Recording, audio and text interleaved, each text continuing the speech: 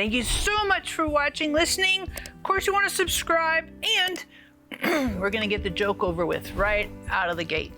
What sound do porcupines make when they kiss? I know, you're like, what? The sound porcupines make when they kiss is ouch. You're like, that's so dumb. Yes, it is. I totally agree. But I wanted to get it over with so we could get on to some very amazing things. And again, subscribe because we have great content, cool interviews, and I know that God really can talk with you and really connect with you in our series and this channel. So we're continuing a series called First Things First. Last week we talked about John 13:35, and we talked how Jesus said, if you follow me, people know you follow me by your love for one another. First things first. So in Jesus' definition of what it means to follow him, the key defining characteristic is love. I love you. How well we love, loving one another. Guess what? I love you. I love you. I love you. That's the defining characteristic of following Jesus based on John 13:35. So if we think about love, and you know, love is a really interesting word in our modern culture. It's unfortunate because when you think about love, we use one word, 4 letters, and we apply it to so many different things. I love my car. I love Jamocha almond fudge ice cream. I like ice cream a whole lot. It tastes good when days are hot. I love putting on cozy, comfy clothes. Heartache to heartache, we stand. I love snowboarding. Deja vu, I just been in this place. I love traveling. I mean, these are all, we use the word love. We love certain people. We do not love.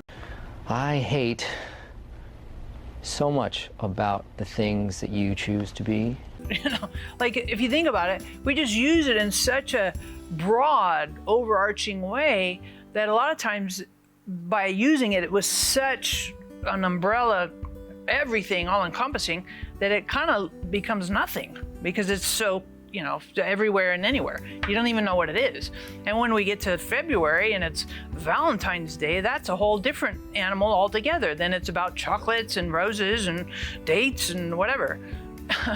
So what is love? If we look at love, and I want us to look at it in terms of time, over the course of human history. So back in the day, back in the Old Testament, what is love in the Old Testament? And there's 2 key words for love in Hebrew. Hebrew is the language that the Old Testament was written in. And the 2 words for love in the Old Testament are Aave, A-H-A-V. And we see this in Genesis 22, verse 2. It's the first time it's used. And this is where God speaks to Abraham and says, now take your son, your only son whom you love, Isaac, and go to the land of Moriah. Your only son whom you love. So that Aave can be kind of the idea of human love. And it's, you know, it can be parental, it can be like in a marriage, it can be towards your children, it can be friendships. That's the idea, it's human. But the second word for love in the Old Testament is the word chesed. And this word, C-H-E-S-E-D, this word is more translated in our English Bibles as the word loving kindness. And this is the word that is most often used for God, communicating God in human context expressions.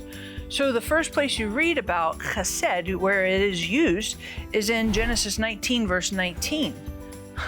And this is, I find it fascinating that it would be used first time in this context. Genesis 19:19, this is when Lot, Sodom and Gomorrah, Lot, Abram's nephew, is running away from Sodom and Gomorrah. God is going to destroy Sodom and Gomorrah. And the angels of God say to Lot, you need to keep running because God's going to destroy these 2 cities. And Lot says to these angels from God, Lot says to them, behold, now your servant has found favor in your sight, and you have magnified your loving kindness, which you've shown to me by saving my life. Chesed. This idea of chesed, loving kindness, God's love towards us, is so powerful. It has the idea there's a nurturing tenderness, there's a faithfulness, there's a continuity to it, a stability, a grace, a gentleness, and it's consistent. I just read it this morning, Psalms 136, and every other phrase in this chapter is the word, your loving kindness endures forever.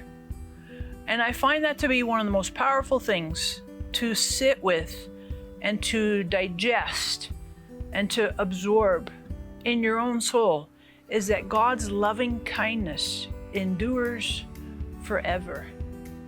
And so as we think about following Jesus, if we go back in history and we look at God and love, what does God love? What does that look like for us in the Old Testament?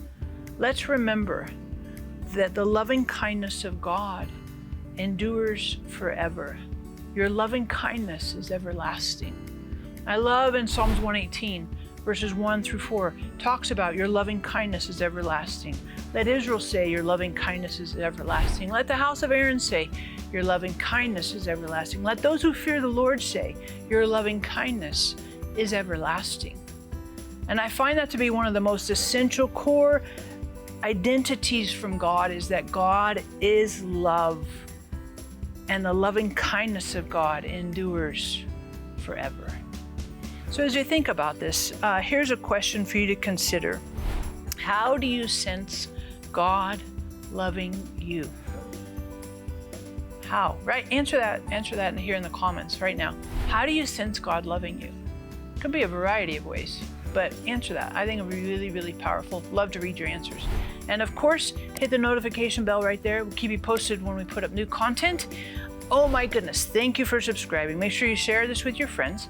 Really, really powerful series on First Things First.